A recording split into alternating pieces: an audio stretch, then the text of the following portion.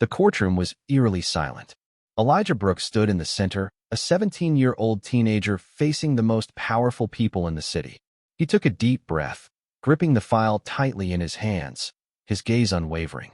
Across from him, Victor Langston, the wealthy landlord, stood smugly with his arms crossed, while his lawyer, Gregory Shaw, flashed a condescending smile. They believed this would be an easy win, but little did they know, in just a few minutes, everything was about to be turned on its head. "Your Honor," Elijah spoke up, his voice calm but firm. "This eviction notice is a forgery." The room erupted in murmurs. Judge Richard Calloway furrowed his brow, staring intently at him. "Do you have any proof?" Elijah raised the document high, speaking clearly word by word. "The notarized signature here below belongs to someone who retired 2 years ago. It holds no legal weight." A simple statement, but it exploded like a bomb in the courtroom. The air grew heavy. Gregory Shaw quickly flipped through the papers, and Langston gripped the armrest of his chair. Judge Calloway tapped his gavel lightly, his voice heavy. "Plaintiffs, do you have any rebuttal?" But no one spoke. Elijah stood there, calm, knowing this wasn't just about his family's home. This was about justice, and he wouldn't back down. But what would happen next? Would they find a way to turn the tables? Stay tuned until the end to catch the unexpected twist.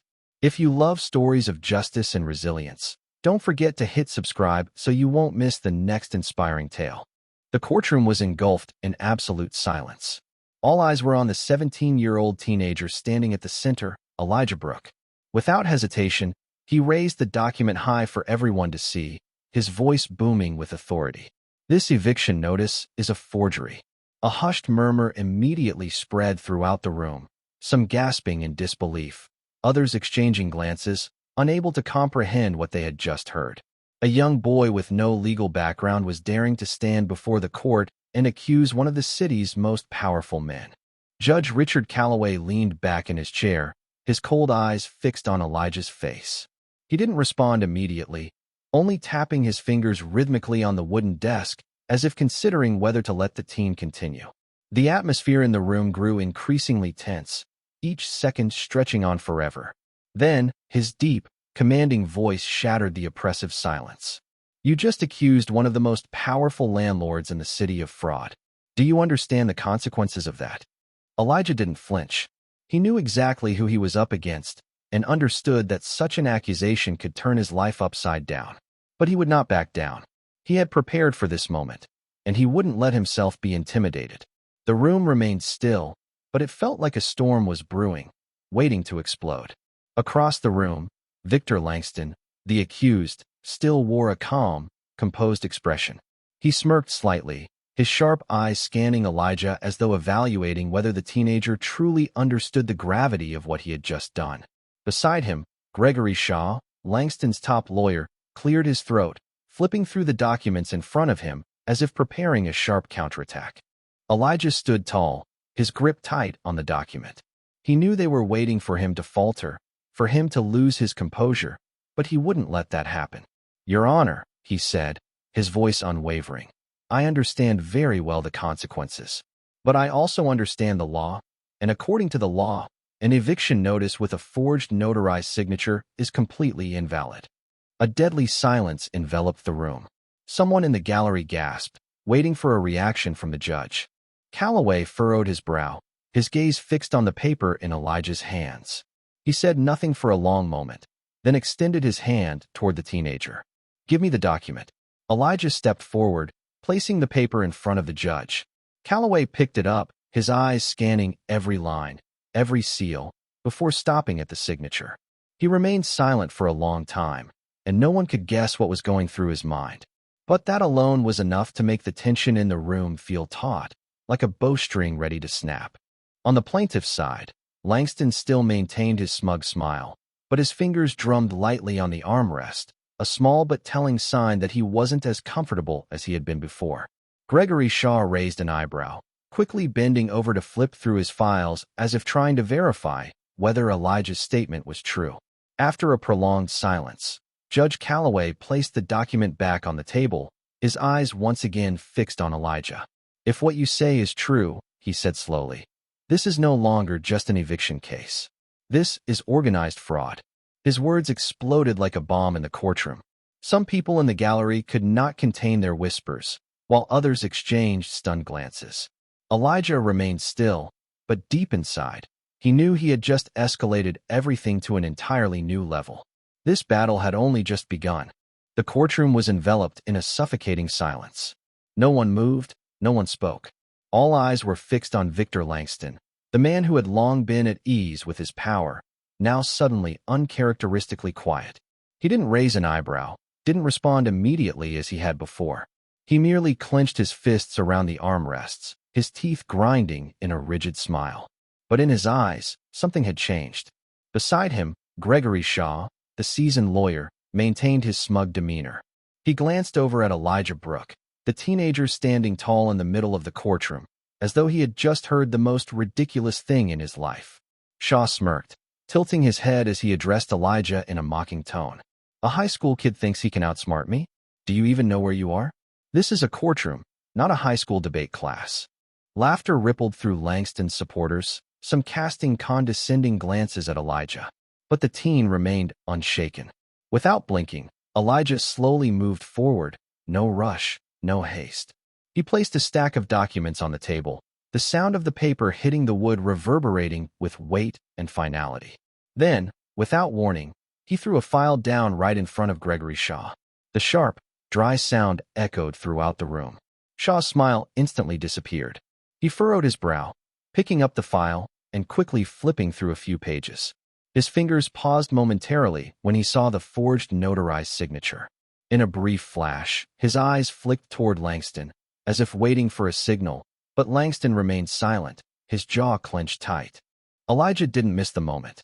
He locked eyes with Shaw, his voice not loud but clear and piercing in the tense silence. "Mr. Shaw, you just said I'm just a high school kid, but it seems I'm the only one in this room who has actually read through the legal documents in this case." A soft gasp rippled through the onlookers. Whispers started to circulate. Some reporters in the back quickly scribbled notes. Others raised their cameras to capture the moment. Shaw was backed into a corner. Shaw took a deep breath, trying to regain his composure. He placed the file down, crossed his arms over his chest, his voice cold. "You think finding one small mistake in the documents is enough to turn the whole case around? It's just an administrative error, not a big deal." Elijah tilted his head slightly, offering a faint smile. "An administrative error? I suppose the law doesn't matter when it's inconvenient for your side." He slowly placed his hand on another file, his voice sharpening. "But it seems like this isn't the only mistake. I have enough evidence to prove that Langston has used the same forged signature in at least 3 other eviction cases." The whispers grew louder. Some people gasped in disbelief. Judge Calloway furrowed his brow, quickly flipping through the documents in front of him. Shaw briefly lost his composure, flipping through his files in a panic, but he knew Elijah wasn't lying. Finally, Langston spoke, his voice low but as sharp as a razor. "Enough." He glared at Elijah, his eyes cold as ice. "You're playing with fire, kid." Elijah didn't flinch. He knew exactly what Langston was trying to do. He was trying to intimidate him, trying to make him back down. But Elijah wasn't going to. He responded with one simple sentence that made the entire room hold its breath.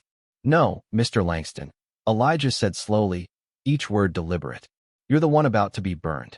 The courtroom fell into a chilling silence. All whispers, all murmurs disappeared the moment Elijah pointed to the signature on the eviction notice. "This signature," he said slowly, his gaze sweeping over everyone in the room, "belongs to a notary who retired 2 years ago." The people in the courtroom were stunned. Even those with little knowledge of the law could sense the gravity of the situation. Judge Calloway lowered his gaze to the stack of documents on the table, picked it up, and read each line carefully. He said nothing, but his furrowed brows clearly displayed his displeasure. The atmosphere in the room became so tense it felt suffocating. Elijah stood tall, his eyes never leaving the judge. He could feel the shock rippling through the room. A few people in the gallery began to whisper among themselves. Some reporters quickly jotted down notes, while others raised their cameras to capture the moment. On the plaintiff's side, Victor Langston sat rigidly in his chair. He was no longer relaxed like he had been earlier. His hands gripped the armrests, his eyes darkened, his teeth clenched. For For the first time in years, he was facing a direct accusation right in the middle of the trial. No one had ever dared challenge him before. No one. But now, before him stood a 17-year-old teenager, armed only with intelligence and courage, slowly cornering him. Gregory Shaw, Langston's seasoned lawyer, forced a strained smile. He tried to maintain his composure, but his hand shook slightly as it held the file. He turned to Langston, silently searching for guidance, but was met with a cold, steely gaze. Shaw knew all too well that if he couldn't handle this situation, his career would be in jeopardy. Judge Calloway placed the file back on the table, his hands interlaced in front of him. He looked at Gregory Shaw, his voice low and colder than ever. "Mr. Shaw, can you explain why an important legal document bears the signature of a notary who retired 2 years ago?" Shaw swallowed hard. He quickly stood up, trying to appear confident. "Your Honor," he said, his voice tense, "perhaps this is just an administrative error, a small mistake in the paperwork process. But that doesn't change the fact that my client has every right to evict the defendant's family." Elijah clenched his fists, but his expression remained calm. He took a deep breath and looked directly at Shaw. "A small mistake?" he asked, his voice slow but sharp. "A small mistake might be acceptable if it's a typo, but this is an important legal document. According to Article 12 of the Notary Law, any notarized document that is invalid has no legal standing in court. That means this eviction notice is illegal. And if an illegal document is used to evict someone from their home, it's not just an administrative error. It's intentional fraud." The murmur started again, louder this time. A few people gasped. Reporters in the back quickly raised their cameras, capturing the image of Elijah standing up to the power structure. Judge Calloway turned to Shaw, his gaze sharp. "Do you have any rebuttal to this argument, Mr. Shaw?"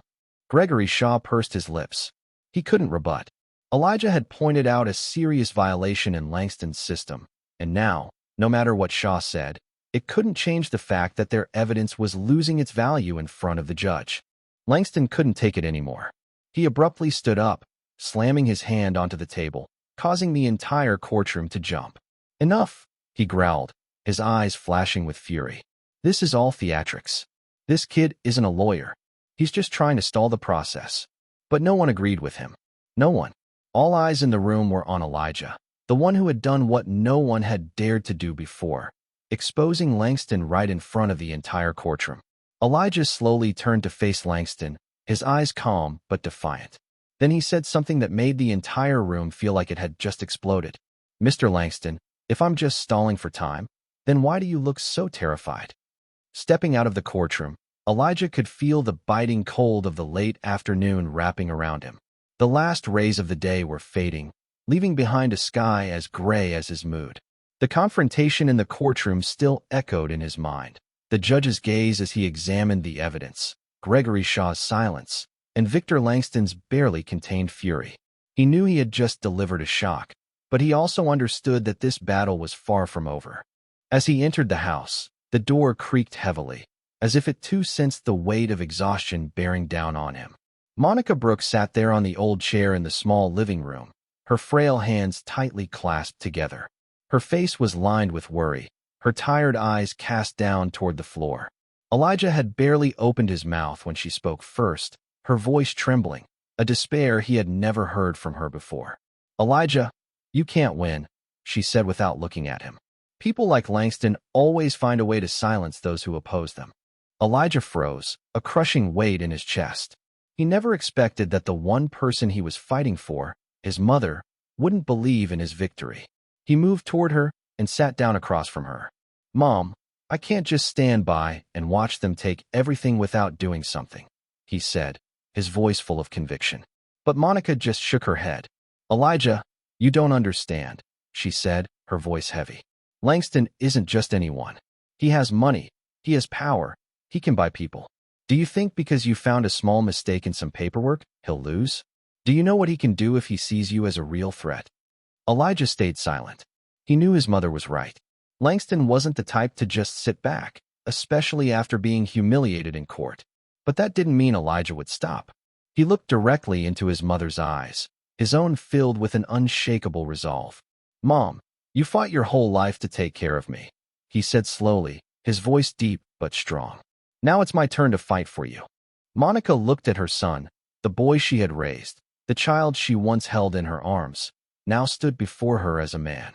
But in his eyes, she also saw something she couldn't bear to witness: recklessness. Elijah was no longer the innocent boy he once was. He was ready to face a monster she knew all too well. She wanted to tell him that this fight was too dangerous, that he should back down before it was too late. But when she looked into Elijah's eyes, she knew that he would never stop. She took a deep breath, her eyes welling up, but she refused to let the tears fall. "Elijah," her voice was soft, trembling. "If you do this, you have to promise me one thing." Elijah took her hand. "Mom, tell me." Monica squeezed his hand tightly, her gaze softening but still filled with worry. "Promise me that you won't let this destroy you. You can fight, but you also have to know when to protect yourself." Elijah paused for a moment, then nodded. But deep inside, he knew that this wasn't just a legal battle. It was a fight for survival, and he wasn't planning on backing down. That night, Elijah couldn't sleep. He sat quietly in the corner of the cramped kitchen, an old laptop in front of him. The screen's glow illuminated his face and highlighted the deep, exhausted dark circles under his eyes.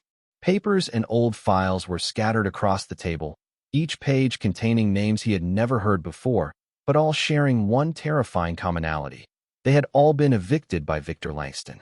He started with his mother's file, then traced back the previous eviction cases carried out by Langston. At first, he thought this could just be a small paperwork error, but the deeper he dug, the more he saw a disturbing pattern repeating itself. Over the past 3 years, Langston had forced dozens of families out of their homes using forged legal documents. The notarized signatures were identical, the wording the same, and the reason: failure to pay rent on time, even though many families had paid in full. Elijah scrolled down, his eyes stopping on a case from 2 years ago. Clara Evans, a 76-year-old woman living alone, was evicted after receiving a notice claiming she owed 3 months of rent. But when he searched for her bank statements, which were attached to the case, she had never owed a dime. So why was she evicted? Elijah bit his lip. He knew why. No one challenged Langston. No one had the money to sue him. And if anyone had the courage, they were threatened or silenced before they could even make it to court. He shuddered, but it wasn't from the late-night chill. It was from the horrific truth he had just uncovered. This was no longer a single illegal eviction. This was an organized scam where Langston used his power to push the poor out of their homes, jack up rent prices, and rake in millions from those properties. He flipped through more files. They all followed the same pattern. All of them had the signature of the same notary who had retired 2 years ago. 1 victim, 2 victims, 10 victims. The number kept growing. Elijah swallowed hard. How long had Langston been doing this? His hand trembled as he scrolled down to another document. Another family evicted just 2 weeks after receiving notice. A single mother with 2 young children. Then a disabled man forced to leave his apartment despite paying rent in full for 4 years. Elijah's chest tightened. How many people had he done this to? How many families had lost everything because of Langston's tricks? He clenched his fists, anger surging within him so powerful that he had to take deep breaths to steady himself. He knew what this meant. If he wanted to take down Langston, he wasn't just fighting for himself and his mother, but for all the people he had destroyed before. But that also meant Langston wouldn't let him off easily. And if he found out Elijah had uncovered this, he could be the next one silenced. As the faint light of the first morning filtered through the window, Elijah stretched after a long night buried in paperwork. His eyes burned from the lack of sleep, but his mind was sharper than ever. What he had uncovered last night was no simple matter. It was a bomb that could obliterate Victor Langston's reputation, and Elijah knew he had to act quickly before Langston discovered what he had found. He stepped outside to get a breath of fresh air, but as soon as the door cracked open, his heart seemed to stop. In front of him, taped to the door, was a white piece of paper with a hastily written, scrawled message in black ink. "Stop before it's too late." Elijah froze, a jolt of electricity running down his spine. He looked around, but the street was as quiet as ever. There was no one on the sidewalk, no sign of anyone having just left. He bent down, his hand touching the paper, feeling the fresh texture as if it had just been taped there a few minutes ago. A cold gust of wind blew through, causing the paper to flutter slightly in his hand. Elijah swallowed hard. Someone had been watching him. Someone knew he was investigating Langston, and someone was bold enough to leave a warning right on his doorstep.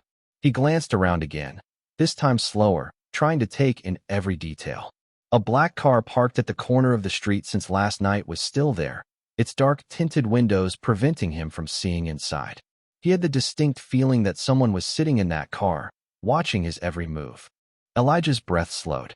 He gripped the paper tightly, his thoughts spiraling. Was this a warning or a threat? If he continued, would he be in danger? But then, fear quickly gave way to a surge of anger deep within him. Did Langston think he could scare him into stopping?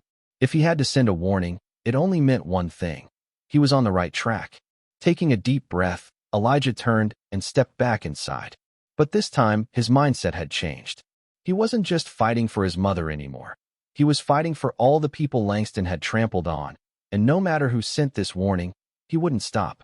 Never. Elijah stood in front of an old building, the late afternoon sun casting a faded glow on the dusty windows. He had heard the name Isaiah Harrington in stories about high-profile lawsuits in the past. He was once a renowned lawyer, known for defending the oppressed, someone who had faced powerful figures like Langston in the courtroom.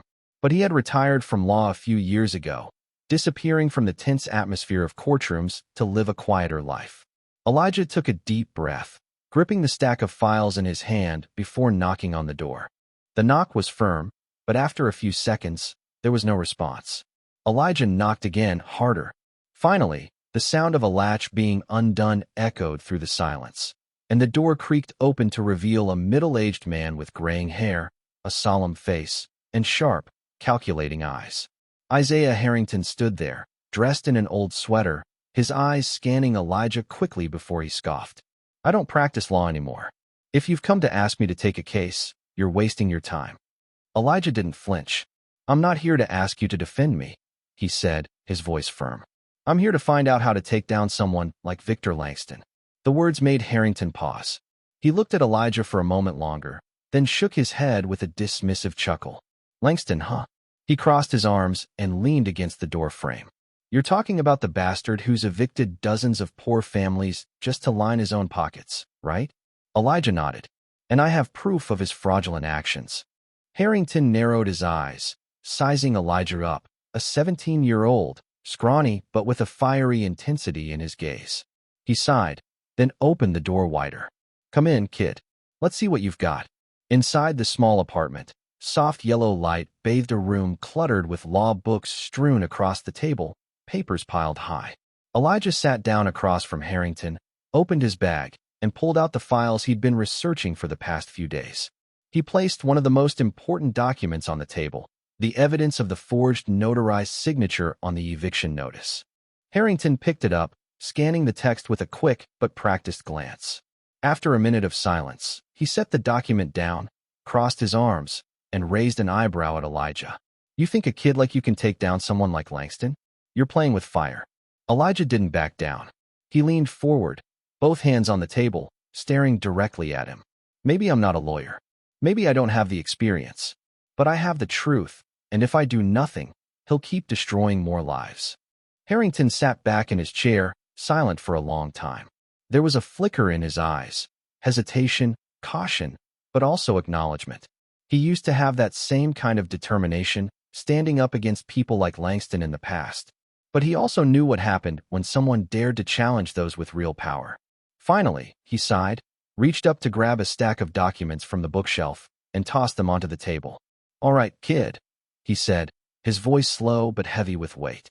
"If you really want to fight, then start here. But I'll warn you, this battle won't be easy.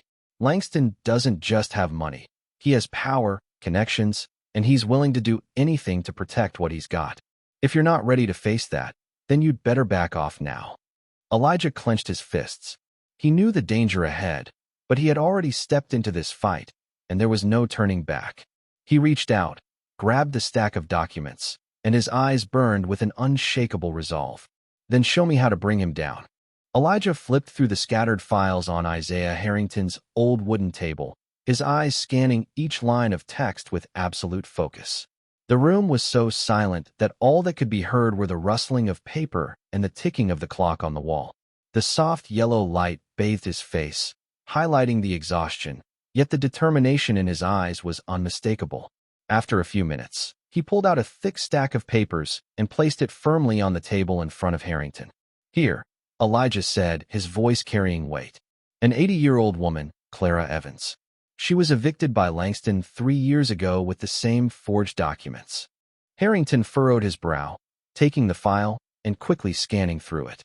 In an instant, his expression darkened. The name Clara Evans wasn't unfamiliar to him. She was one of the most heartless cases he had ever encountered. Evicted without cause, losing everything, and spending the rest of her life in a dilapidated nursing home. Elijah pointed to the end of the document where a familiar forged signature appeared. "The same forged signature," he said slowly, his eyes never leaving Harrington's. "And it's not just her. I've got at least 10 other cases, all with the same story. Langston using this exact tactic to evict the most vulnerable people." Harrington went silent. He set the file down on the table, interlacing his hands, his eyes now sharper than they had been. His weary, seasoned exterior hid the piercing focus of someone who had once stood against the powerful. He didn't answer immediately, simply staring at Elijah for a long moment, as though assessing whether the teenager truly understood what he was up against. After a pause, he sighed, his voice slow but heavy. "You've got guts, kid," he said, leaning back in his chair. "But guts alone don't always win the fight. Langston doesn't just have money.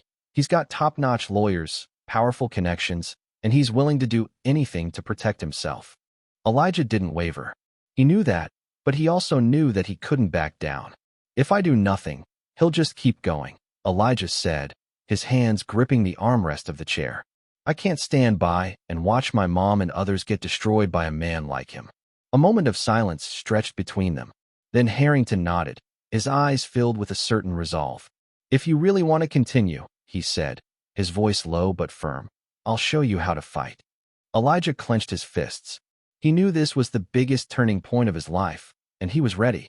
The sky had turned a deep shade of blue as Elijah left Harrington's apartment. The evening air was chilly against his coat, but what sent a shiver down his spine wasn't the cold.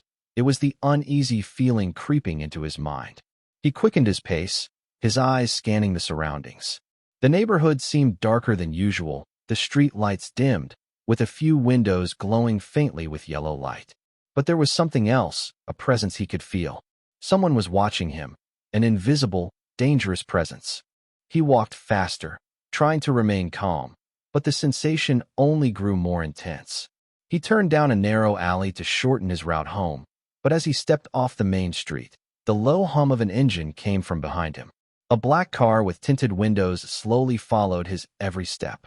Elijah froze for a moment. He didn't recognize the car.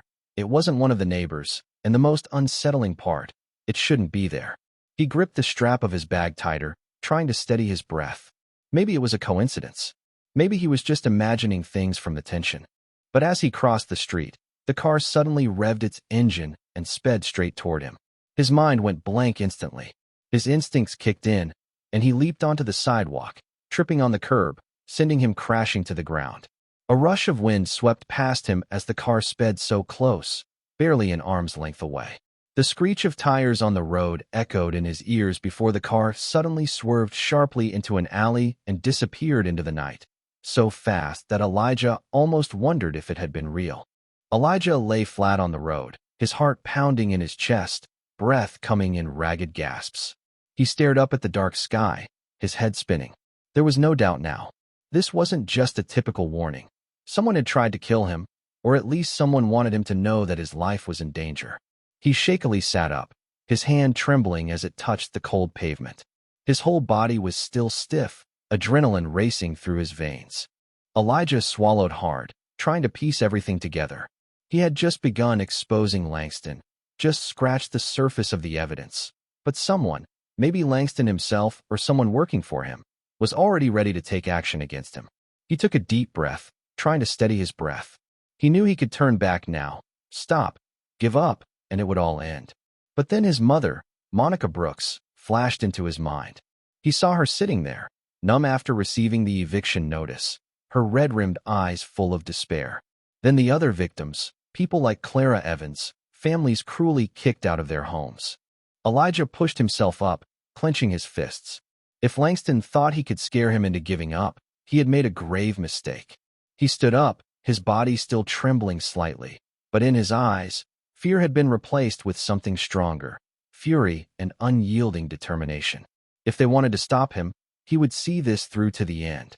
Harrington sat with his arms crossed, his sharp gaze fixed on Elijah as he meticulously combed through the stacks of legal files in front of him.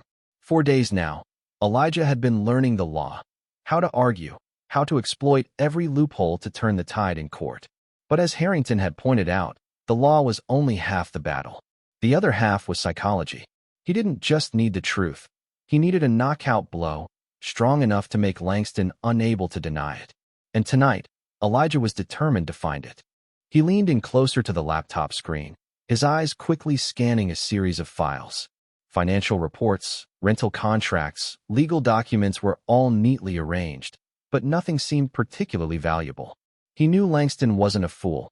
He wouldn't leave a trail that easy.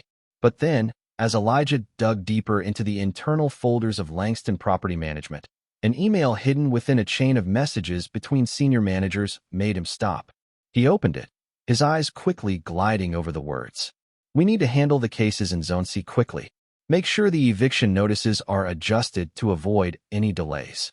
We can't let the tenants drag things out with legal disputes. I want to see results by next week." Elijah blinked, his heartbeat accelerating. Adjusted eviction notices? He scrolled down to see more of the exchange between staff members. One had asked, "It seems some eviction notices haven't been notarized properly. Do we need to wait?"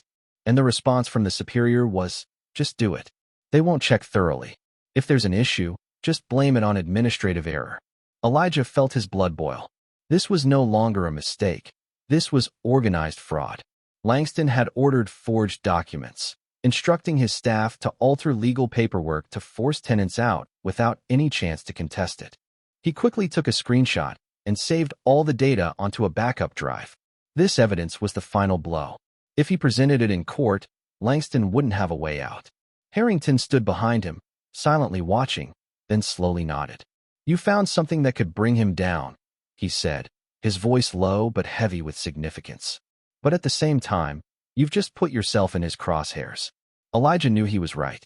Langston had been ready to strike before, but now that Elijah held this damning evidence, he would stop at nothing to silence him.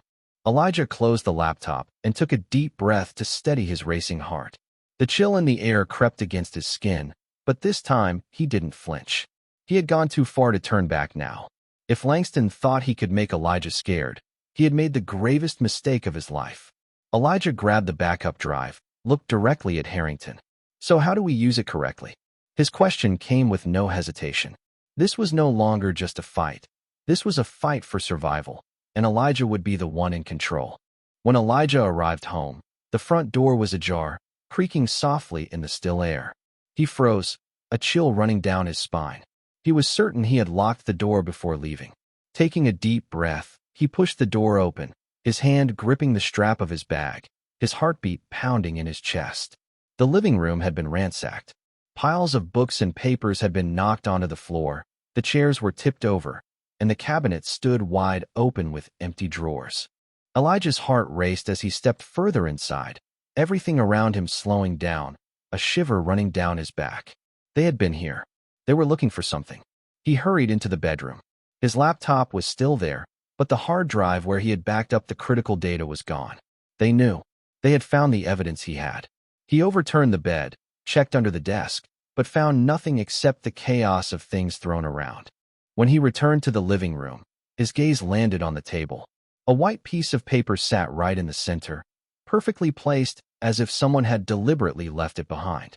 "You really want to die over this?" The handwriting was hurried, smeared ink as if written in a rush. Elijah clenched the paper, his hand shaking, but not out of fear. It was the rage building in his chest. Langston wasn't even trying to hide anymore. He had threatened him directly, and that could only mean one thing. He was scared. Elijah clenched his fists, taking a deep breath to suppress the fury rising within him.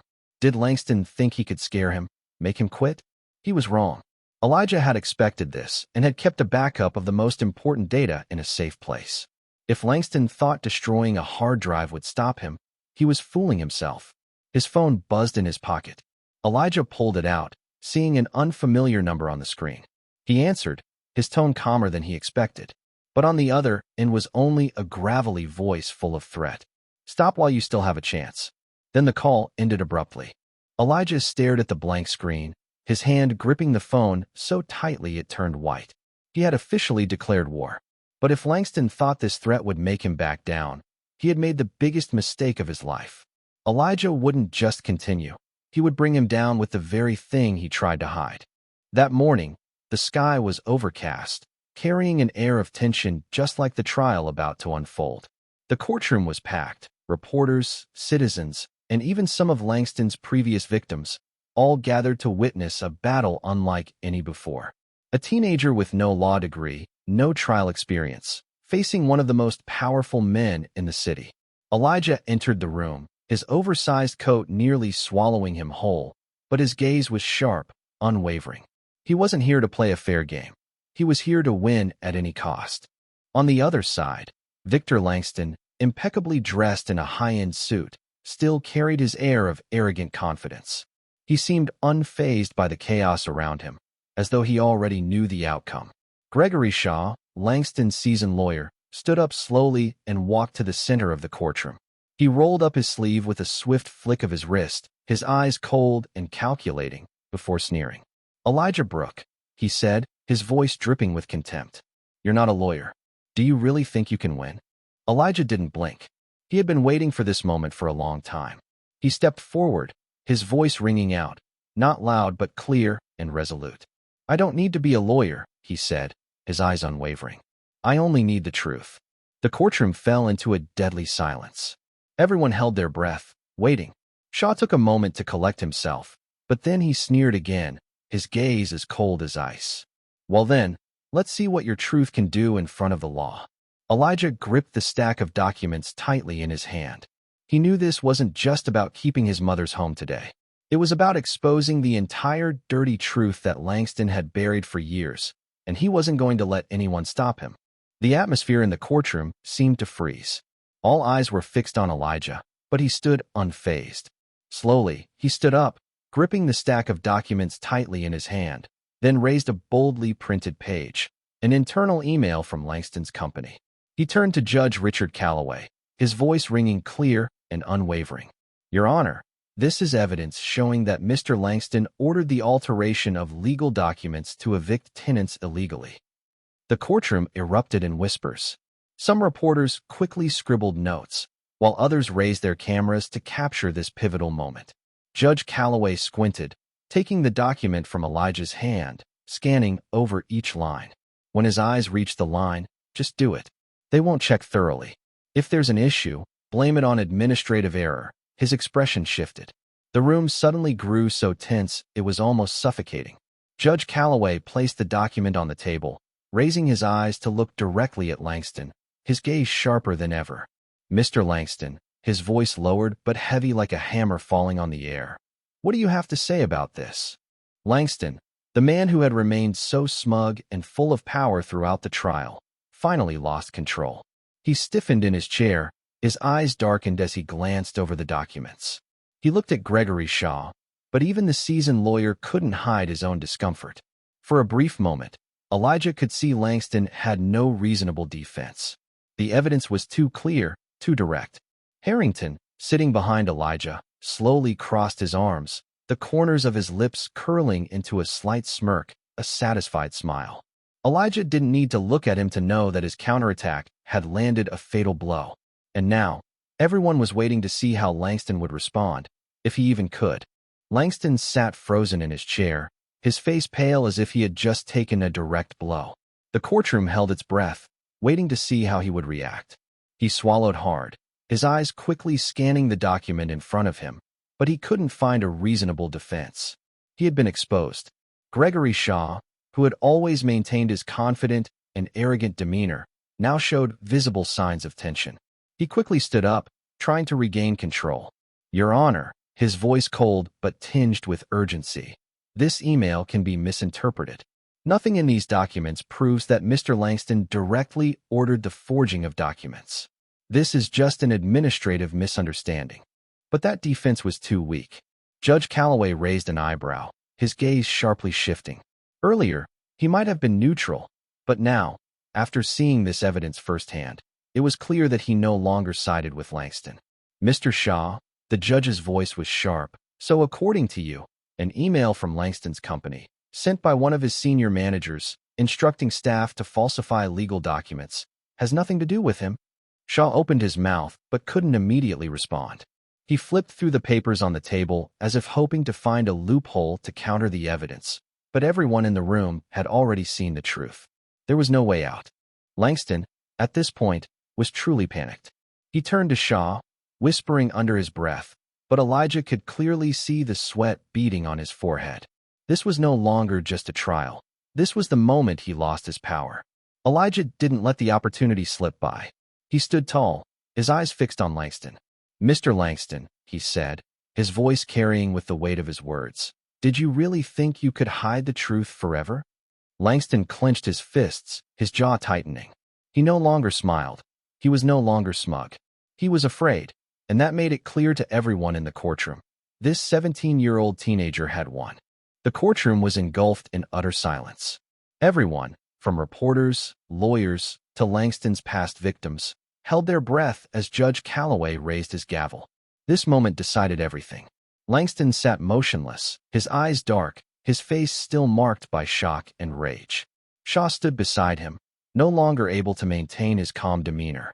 He had tried to turn the tide, tried to salvage the situation, but all his efforts were in vain. Elijah had won.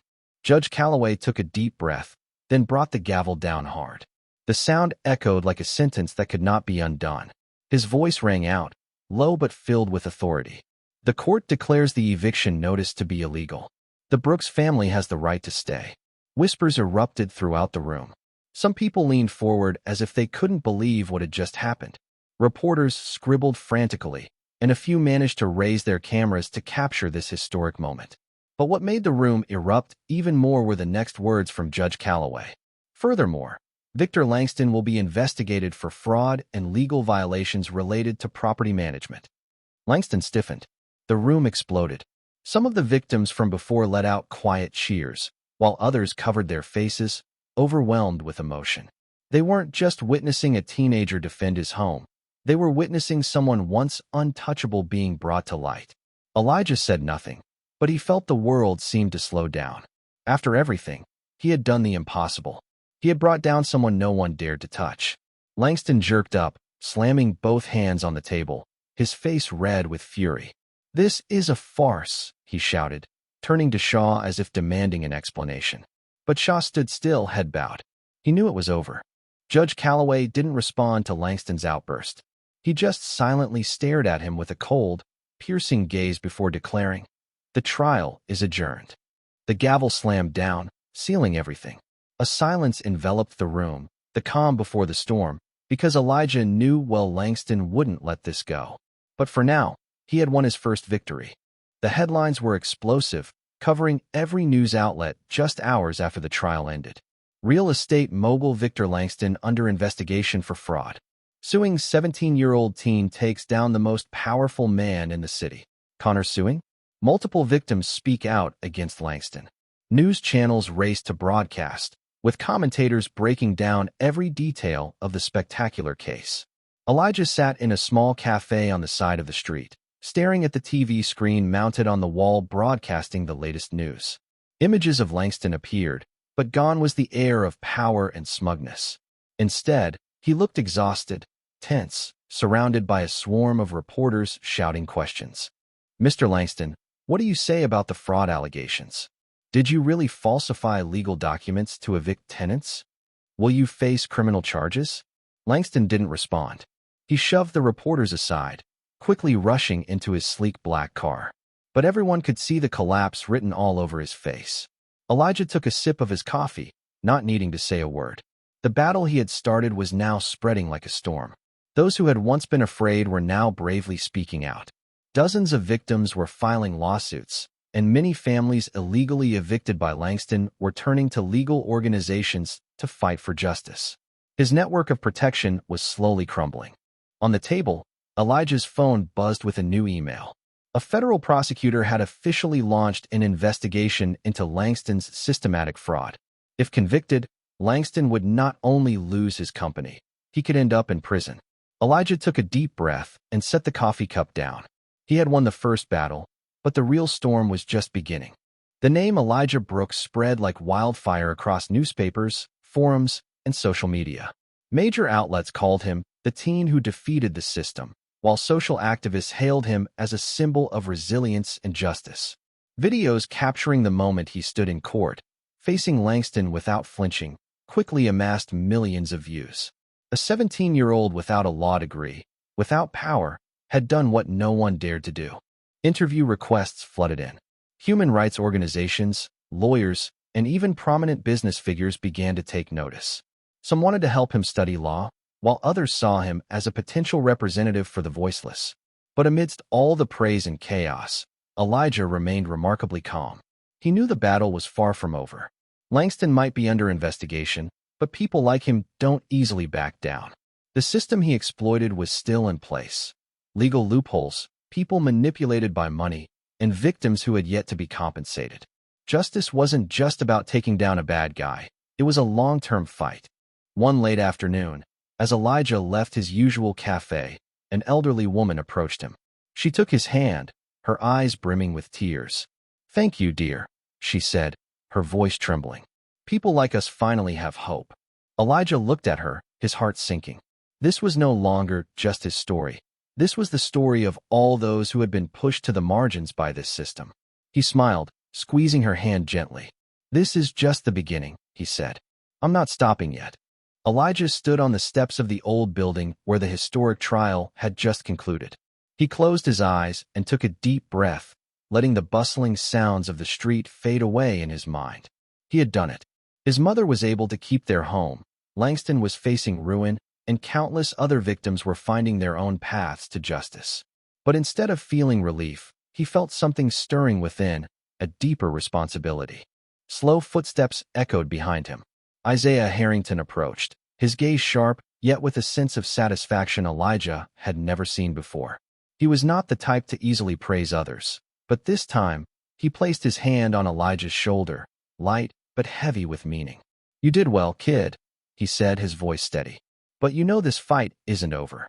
Elijah looked up, his eyes blazing with a fire that had never gone out. "I know," he replied, his voice firm. Harrington smiled slightly, but his expression grew serious. "If you're truly committed to fighting for justice, I'll help you become a real lawyer." Elijah paused for a moment. This offer wasn't just an opportunity. It was a path to a completely new future, a future where he could not just protect a few, but change the system entirely. He looked out the window, where the towering building stood tall against the sunset sky. He had won justice for his mother, but how many others were out there? The voiceless, those crushed by the system with no means to fight back. He clenched his fist, feeling the beat in his chest, not from fear, but from determination. This story wasn't over, it was just beginning. Elijah Brooks wasn't just the boy who defeated Langston. He was about to become what this system feared the most, a true warrior for justice. The story of Elijah Brooks is not just a legal battle, but a profound lesson in courage, perseverance, and the power of justice. It shows us that anyone, no matter how small or powerless, can make a change if they are determined enough. In a world filled with injustice, what matters isn't having power from the start, but whether you have the courage to stand up, learn, and fight. This is true in life as well. The truth is the most powerful weapon you can possess. When facing challenges or those who seek to silence you, always cling to the truth.